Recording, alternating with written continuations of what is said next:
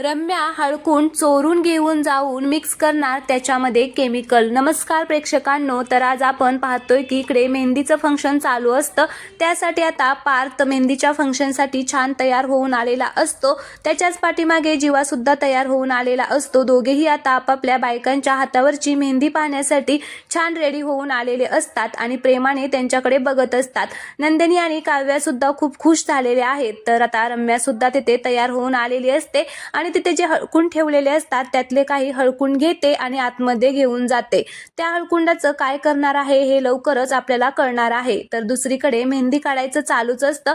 तर काव्य आणि नंदिनीसाठी जीवा आणि पार्थ खाऊ घेऊन येतात। काव्याच्या आवडीची पेस्ट्री पार्थ घेऊन आलेला असतो आणि नंदिनीच्या आवडीचा वडापाव जीवा घेऊन आलेला असतो। तर दोघेही आपापल्या बायकांना भरवणार आहेत आणि इकडे हळकुंड कुटायचा कार्यक्रम चालू झालेला असतो। त्याच्यामध्ये रम्या सुद्धा असते। रम्या आता वसुआत्याला बघत असते, पण वसुआत्याला मात्र रम्याकडे पाहून आता खूपच भीती वाटत असते की रम्या नक्की काय करणार आहे।